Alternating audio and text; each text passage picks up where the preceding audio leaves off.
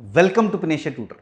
जीतने वालों के साथ लाखों, हर कमी लगे बेमिसाल, हारने वाले के साथ कोई नहीं, मामूली सिकुड़न भी उठाए लाखों सवाल।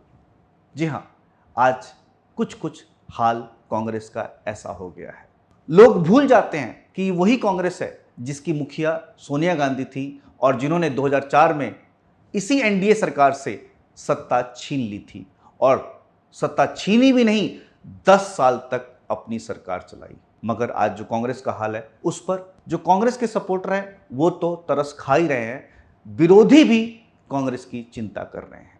हाल में ही नितिन गडकरी ने कहा कि कांग्रेस का पतन देश के हित में नहीं है। एक सत्तारूढ़ पार्टी है और विपक्ष है, और स्ट्रांग विपक्ष है, ये लोकतंत्र की आवश्यकता है। और इसलिए मैं दिल से चाहता हूं कि कांग्रेस पार्टी मजबूत हो। और एक दूसरा बात जो है आपको बताऊं, सीरियस है।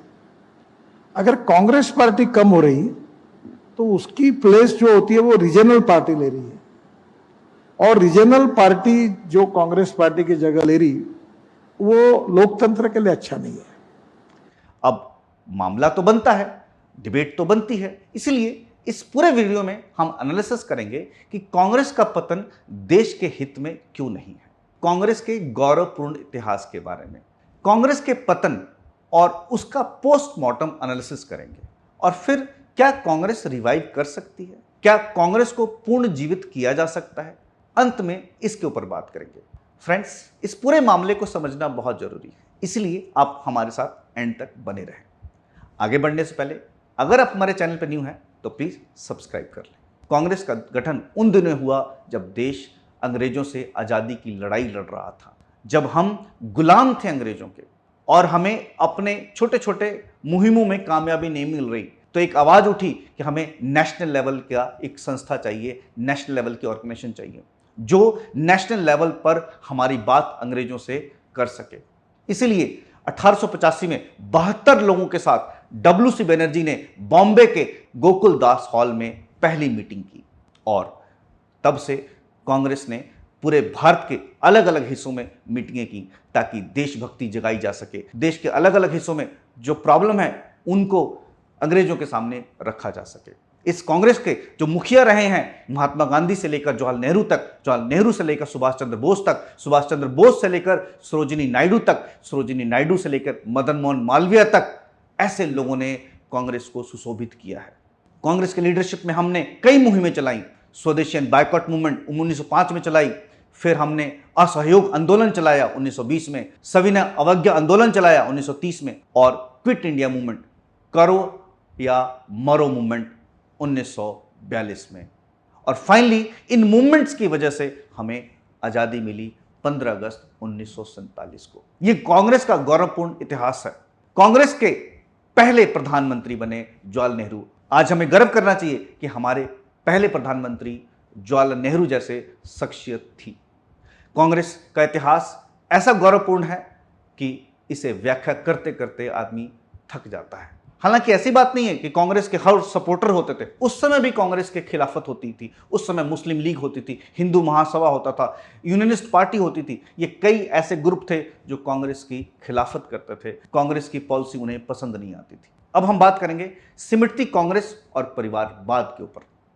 1962 से लेकर 1984 तक कांग्रेस ने जितनी सीटें लड़ी उस सब पे 50% से ज्यादा जीत हासिल की, यानी कि 50% से ज्यादा स्ट्राइक रेट था। हालांकि 1977 एक एक्सेप्शन वाला साल था, क्योंकि इंदिरा गांधी ने इमरजेंसी लगा दी थी, और इमरजेंसी की वजह से कांग्रेस को जस्ट 31% ही कामयाबी मिली। हालांकि वो भी नाकामयाबी नॉर्थ इंडिया में मिली, साउथ में फिर भी कांग्रेस का सपोर्ट बड़ा मजबूत था। 1984 में एक एक्सेप्शन है, जब इंदिरा गांधी को असैसिनेट कर दिया गया था, उस समय 84% कांग्रेस का स्ट्राइक रेट था, यानी कि कांग्रेस ने जितनी सीटों पे लड़ा उसमें से 84% पर जीत हासिल की।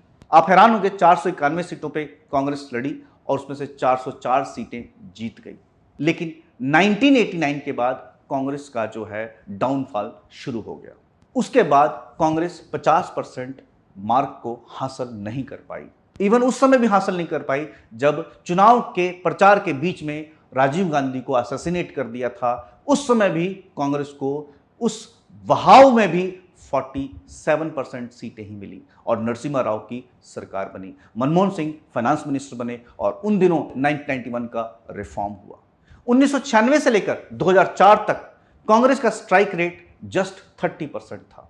आप हैरान होंगे, 1999 में अटल बिहारी वाजपेयी की लीडरशिप में सरकार तो बन गई, लेकिन 2004 में सोनिया गांधी की लीडरशिप में कांग्रेस ने कमबैक किया, मगर स्ट्राइक रेट जस्ट 35% था।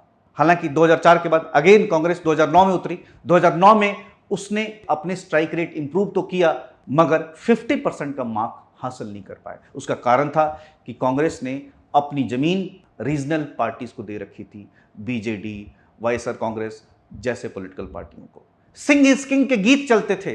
कांग्रेस यूपीए 1 के दौरान जो न्यूक्लियर डील अमेरिका के साथ साइन की थी, उसकी वजह से उसकी पॉपुलैरिटी अपने हाइट पर थी, जैनित पर थी। सिंह इज किंग के गीत बजते थे, लेकिन फिर भी कांग्रेस को 47% ही स्ट्राइक रेट मिला, 50% नहीं हासिल हुआ। लेकिन यूपीए 2 के दौरान जो करप्शन हुआ, मिस गवर्नेंस हुई, उसकी वजह से 2014 में सिर्फ 9% स्ट्राइक रेट रहा कांग्रेस का। 421 सीटों पर चुनाव लड़ा गया, लेकिन 369 सीटों पर कांग्रेस हार गई। इस तरह से कांग्रेस सिमटती गई। आप हैरान होंगे, कांग्रेस देश में 61 एमपी की सीटें ऐसी हैं जिसे 1991 के बाद आज तक जीत नहीं पाई, और कांग्रेस ने कोशिश भी नहीं की। हालांकि बीजेपी ने इनमें से कई सीटों को हासिल कर लिया, रीजनल पार्टियों से छीन लिया, रीजनल पार्टी से, लेकिन कांग्रेस छीन नहीं पाई। कांग्रेस का यह बुरा हाल मोदी वेव से पहले से ही हो रहा था, 1989 से चल रहा था, लेकिन कांग्रेस संभली नहीं, जिसकी वजह से आज हम ये बातें कर रहे हैं। कांग्रेस ने जमीन खुद ही दूसरों के हवाले कर दी। तृणमूल कांग्रेस हो गई, वाईएसआर कांग्रेस हो गई, बीजेडी हो गए, ऐसे पॉलिटिकल पार्टियों को अपनी जमीन दे दी। कांग्रेस सिमटती गई। अगर और थोड़ा आगे बात करो तो देश के 11% ऐसे वोटर हैं जिन्होंने कांग्रेस को 1991 के बाद कभी वोट नहीं डाला, और कांग्रेस ने कभी कोशिश भी नहीं की। हालांकि अब काफी हद तक ये लोग बीजेपी के समर्थक बन गए हैं। अब कांग्रेस के पतन और उसके पतन का पोस्टमार्टम करते हैं। तो इधर उधर की बात ना कर, ये बता काफिला लुटा क्यों? मुझे रहजनों से कोई गिला नहीं, तेरी रहबरी का सवाल है। जी हाँ, कांग्रेस एक मोतियों की माला है जिसमें कई मोती, कई हीरे जड़े हुए थे, हैं। लेकिन धीरे धीरे कांग्रेस की इस माला से मोती, हीरे टूट टूट के अलग होते गए। इसमें से कई मोती टूट के दूसरों के मालाओं में जाकर लग गए और उनकी शान बन गए, जिसमें से हेमंत बिश्व शर्मा, मोहियो मित्रा, ज्योतिराव सिंधिया, ऐसे कई नाम हैं जिन्हें मैं लेते लेते थक जाऊंगा, जो दूसरी पॉलिटिकल पार्टियों में जाकर उनके शान बढ़ा रहे हैं। कई हीरे टूटे और उन्होंने अपनी माला बना ली। शरद पवार एनसीपी बनाई, ममता बनर्जी तृणमूल कांग्रेस बनाया, और ये लोगों ने अपने अपने स्टेटों में जाकर सरकारें भी चलाई, सरकार चला भी रहे हैं। लेकिन कांग्रेस को परवाह नहीं हुई, कांग्रेस ने कभी कदर नहीं की इनकी। किसी भी संस्था के लिए सबसे कीमती चीज होता है उसका वर्कर। जब पार्टी अपने वर्कर का ध्यान नहीं रखेगी, उसे उम्मीद नहीं देगी, उसे आशाएं नहीं देगी, तो पार्टी वर्कर क्या करेगा? आखिर क्योंकि जिंदगी तो एक ही मिली है ना, बर्बाद तो की नहीं जा सकती। तो हर पॉलिटिकल पार्टी का वर्कर जो है तभी जुड़ता है जब वो इस जिंदगी में कुछ कर सके, कुछ अपने लिए भी और कुछ देश के लिए भी और कुछ पार्टी के लिए भी। जब उसे मौका ही नहीं मिलेगा तो क्या करेंगे? क्योंकि कांग्रेस पार्टी सिमटती जा रही है, सिकुड़ती जा रही है, खत्म होती जा रही है, तो इन पार्टी वर्करों को कुछ मिल नहीं रहा और कांग्रेस से उम्मीदें भी खत्म होती जा रही हैं। फिर क्या करें? जाहिर है छोड़ के तो जाएंगे, क्योंकि कांग्रेस चुनाव पे चुनाव हारती जा रही है, सेंटर से तो हारी है, स्टेटों में भी खत्म होती जा रही है। कांग्रेस अब राजस्थान और छत्तीसगढ़ इन्हीं दो राज्यों में बची है, तो कहां एडजस्ट करेगी अपने वर्करों को? कांग्रेस वर्कर से भी, कांग्रेस फंक्शनरी से भी और फाइनेंस से, दोनों से जा रही है। जो लोग कांग्रेस के अंदर रिफॉर्म चाहते हैं उन्हें कांग्रेस साइडलाइन कर देती है। जैसे आप G23 के नेताओं की बात कर लो, इनकी फजीहत की गई, इनको डिसरिगार्ड किया गया। अगर वर्कर को रिस्पेक्ट नहीं देंगे, चाहे वो प्राइवेट संस्था हो, चाहे पब्लिक हो, चाहे पॉलिटिकल पार्टी हो, तो वर्कर तो जुड़ेगा नहीं ना उससे। कांग्रेस में गांधी परिवार प्रॉब्लम नहीं है, बल्कि गांधी परिवार का एटीट्यूड प्रॉब्लम है। उनका एटीट्यूड लोगों की उम्मीदों के प्रति, उनका एटीट्यूड करप्शन के प्रति, उनका एटीट्यूड सेकुलरिज्म के प्रति, उनका एटीट्यूड जो लार्जेस्ट चंक है उसके प्रति। दुनिया बदलती जा रही है, दुनिया परेशान हो रही है और अभी भी वो वही राग अलाप रहे हैं। मेजोरिटी सेक्शन को लगता है कि कांग्रेस उनको डिसरिगार्ड करती है, कांग्रेस उनकी परवाह नहीं करती, कांग्रेस अपीजमेंट में लगी हुई है और ये प्रूव भी होता जा रहा है क्योंकि दूसरी पॉलिटिकल पार्टी बड़े लेवल पे इसकी मार्केटिंग करते हैं। जो करप्शन यूपीए 2 के दौरान हुआ उस पर अगर कांग्रेस पॉलिटिकल पार्टी, कांग्रेस के नेता सख्ती से निपटते तो शायद आज कांग्रेस का आज वाला हाल नहीं होता। क्या आप और हम चाहते हैं हमारे घर की जो बुरी चीजें हैं बाहर जाएं, हमारे घर के झगड़े बाहर जाएं? नहीं ना, कोई नहीं चाहता कि उसके फैमिली का जो मैटर है बाहर जाए। मगर कांग्रेस कब समझेगी कि देश का मैटर बाहर जाकर उछालना किसी को पसंद नहीं आएगा। आपको समझना होगा, कांग्रेस के गांधी फैमिली को समझना होगा कि देश के आंतरिक मैटर है, चाहे उन्हें पता है, लेकिन आप ओपनली जाकर अपनी बुराई नहीं कर सकते। आपने तो इतने प्राइम मिनिस्टर दिए हैं, आपको इतना नहीं पता। अब बात करते हैं कांग्रेस की फ्यूचर स्ट्रेटजी की। कुछ यूं टूटी कि बिखर भी ना पाऊं, आंसू नहीं अब अपने में क्रांति ले आऊं। शायद कांग्रेस के लिए यही फिट बैठता है। अगर शरीर का कोई अंग उसमें कैंसर हो जाए और डॉक्टर कहे कि इसको काट के अलग करने से शरीर बचाया जा सकता है तो क्या करना चाहिए? वीडियो पॉज करें और जवाब दें। मैं समझ गया आप भी यही कह रहे हैं कि उसे शरीर से अलग कर देना चाहिए। एक फेमस लाइन चल रही है कि लल्ला तो गल्ले पे बैठता है, मगर ये लल्ला जो है ये अपने जो कार्यकर्ता हैं, जो इसके हीरो हैं, जो इसकी माला है, उसे बचा ही नहीं रहा। माला इसकी टूट रही है, इसके हीरे जो हैं, मोती इसके टूट के अलग होते जा रहे हैं, लेकिन ये लल्ला गले की तो बात करता है, लेकिन जो गले में नोट भरेंगे उनकी बात नहीं करता। आज राहुल गांधी से लोग नाराज हैं, टूट टूट के अलग होते जा रहे हैं, लेकिन वो प्राइम मिनिस्टर बनना तो चाहते हैं, मगर जो लोग उन्हें बना सकते हैं उनकी तो बात ही नहीं करते, उनकी तो परवाह ही नहीं करते। उन्होंने G23 को लात मार दी, उन्हें ज्योतिराव सिंधिया को लात मार दी, और भी कई नेता हैं जिन्हें लात मार दी, परवाह नहीं की। पार्टी बयान दे देती है कि हमें तो कोई फर्क नहीं पड़ता। बिल्कुल नहीं पड़ता जी। दिल्ली में इन्हीं कमियों का फायदा उठाकर आपकी सरकार का उदय हुआ। कांग्रेस के देशव्यापी भ्रष्टाचार और कमियों को हाईलाइट करके ही 2014 में सेंटर में भाजपा सरकार की वापसी हुई। वैसे ही आप देखो, कांग्रेस से ही दिल्ली में आम आदमी पार्टी ने सत्ता छीन ली।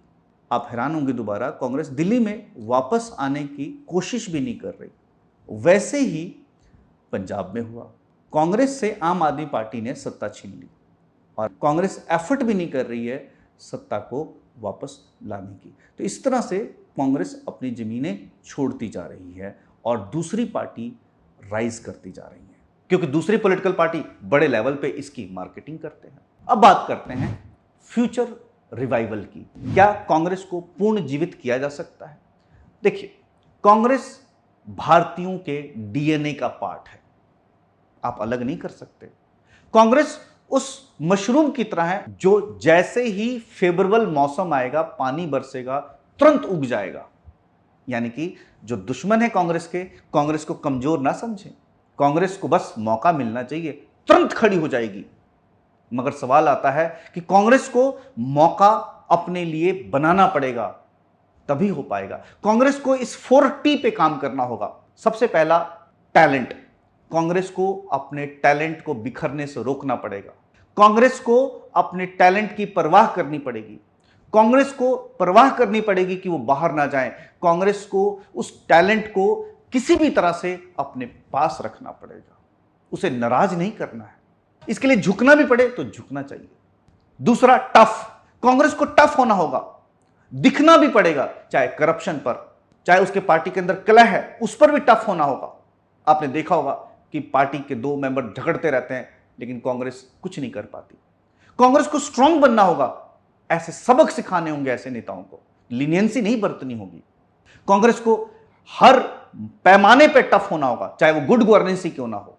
टारगेट, कांग्रेस को टारगेट सेट करना होगा, अपने लिए भी और अपने वर्करों के लिए भी, अपने पार्टी के मेंबरों के लिए भी। कांग्रेस को टॉक, कांग्रेस को आपस में बात करनी पड़ेगी। ऐसे नहीं हो कि G23 के नेता जो है बाहर चिट्ठी लिख रहे हैं। बात करनी पड़ेगी, मिलके रहना होगा, मिलके उनके प्रॉब्लम को सुलझाना होगा। जैसे कि हम परेशानी में होते हैं तो क्या करते हैं, बातें करते हैं, मिलके मसला सुलझाने की कोशिश करते हैं। कांग्रेस को अपने लोगों से बात करनी होगी। लोग नाराज नहीं होने चाहिए, लोगों को ऐसा ना लगे कि हमसे पूछा ही नहीं जा रहा है। मेरे ऊपर कोई एलिमेंट ऑफ डाउट है कि मैं चला नहीं सका या कोई बात हुई, पर आई फील ह्यूमिलिएटेड कि जिस तरीके से ये बात हुई है।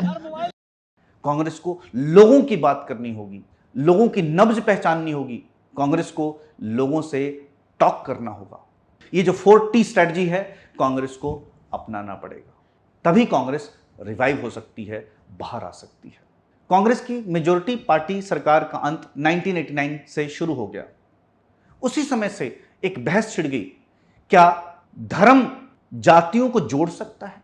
क्या हिंदू धर्म के अलग अलग जो जातियां हैं उसमें डिवीजन करके हिंदुइज्म को तोड़ा जा सकता है? और ऐसा ही हुआ। 1989 के बाद कई पॉलिटिकल पार्टी जातियों के नाम पे खड़ी हो गई। बीएसपी SC ST की पार्टी, समाजवादी पार्टी, यादवों की पार्टी, RJD यादवों की पार्टी, ऐसी पॉलिटिकल पार्टियां खत्म हुई। लेकिन एक दौर आया जब हिंदुइज्म ने इन सभी जातियों को जोड़ दिया और हिंदुइज्म जो है एक यूनाइटिंग फैक्टर बन गया। और वो दौर था नरेंद्र मोदी का। नरेंद्र मोदी ने गुजरात में ऐसा ही किया। 2002 के बाद से नरेंद्र मोदी ने हिंदुइज्म को एक यूनाइटिंग फैक्टर बना, और जो पार्टियां हिंदू धर्म के टुकड़े करके हिंदू धर्म को तोड़ तोड़ कर जीतती थी और मलाई खाती थी, उनकी जमीनें खिसकनी शुरू हो गई। कांग्रेस इसे पहचान नहीं पाई। कांग्रेस अभी भी उसी झूठे सेकुलरिज्म में फंसी रही।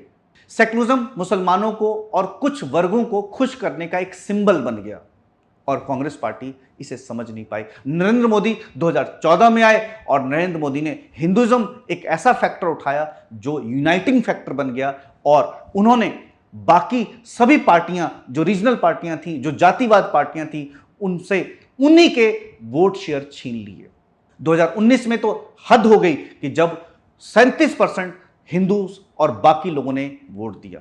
आप हैरान होंगे, अभी अभी जो चुनाव हुए हैं, नरेंद्र मोदी ने मुस्लिम वोट में भी सेंध लगा दी। जो मुसलमानों को डराया जाता था कि RSS आ रही है, बीजेपी आ जाएगी, उन्हें डराया जाता था कि अनारकी आ जाएगी, अराजकता आ जाएगी, आप हमें वोट दो, उन पॉलिटिकल पार्टियों ने मुस्लिम वोट को गारंटी ले लिया। उन्होंने मुसलमानों के लिए कुछ नहीं किया लॉलीपॉप के अलावा। और जो जातियों के आधार पर भी वोट पड़े, उन पॉलिटिकल पार्टियों ने जब सत्ता हासिल की, उन्होंने भी कुछ नहीं किया। जातियों के आधार पर जो मुलायम सिंह की सरकार बनी, उनके सरकार के दौरान इतनी अराजकता फैली कि लोगों ने दुखी होकर मायावती को वोट दिया। लेकिन मायावती ने क्या किया? पूरे शहर में मूर्तियां ही मूर्तियां लगवा दी। फिर हिंदू तो परेशान हुए हुए, वो जातियां भी परेशान हुई, वो मुस्लिम भी परेशान हुए, और फिर उनमें बीजेपी एक लौ के समान, एक ज्योति के समान नजर आई। और फिर ये पॉलिटिकल पार्टी अभी पुराने एजेंडे पे डिवाइड एंड रूल के हिसाब से चल रहे थे और बीजेपी मलाई खा गई। अभी भी ये पॉलिटिकल पार्टी संभल नहीं रही है। हालांकि आपने देखा होगा, मायावती ने ब्राह्मण सम्मेलन करवाया, समाजवादी पार्टी ने सभी कास्टों का सम्मेलन करवाया, लेकिन कामयाब नहीं हो पाए। और कांग्रेस ने तो खुद अपनी जमीन, अपना घर इन पॉलिटिकल पार्टियों को दे दिया। कांग्रेस ने इतना एफर्ट भी नहीं किया कि कांग्रेस जिस सीटों पर हार रही थी उसके कारण ढूंढे और उसे कोशिश करे दोबारा पाने की। एफर्ट भी नहीं कर रही कांग्रेस। इसलिए कांग्रेस को अगर रिवाइव करना है तो 4T पे काम करना होगा, अदरवाइज कांग्रेस अगर खत्म होती है तो भारत का ही नुकसान है। कांग्रेस को हिंदू मेजॉरिटी है, उसे भी एक पैगाम देना होगा कि वो अब अपीजमेंट पॉलिटिक्स नहीं करेगी, सबको बराबर से देखेगी। ना मुस्लिम को खुश करेगी, ना SC ST को खुश करेगी, ना लोअर कास्ट को खुश करेगी, सबको एक तरफ देखेगी, टैलेंट को जोड़ देगी। तभी कांग्रेस कॉन्क्रीट प्लान के साथ बाहर आ सकती है। एक बात और, गांधी परिवार कभी प्रॉब्लम नहीं रहा, बस उनका एटीट्यूड प्रॉब्लम है। अंत में फ्रेंड, आप क्या मानते हैं कांग्रेस के रिवाइवल के ऊपर? आपका क्या सोचना है कि क्या कांग्रेस रिवाइव हो सकती है? क्या कांग्रेस की जरूरत है देश को? आप कमेंट सेक्शन में कमेंट करते हैं। और अगर आपको एनालिसिस पसंद आया तो प्लीज लाइक करें, शेयर करें। और अगर आप कांग्रेसी हैं तो बिल्कुल ये हर कांग्रेसी तक पहुंचाते हैं। ये एनालिसिस हर किसी तक पहुंचना चाहिए, क्योंकि कांग्रेस का पतन देश के लिए अच्छा नहीं। नेक्स्ट वीडियो में मिलते हैं नेक्स्ट किसी एनालिसिस के साथ। Till then, thank you.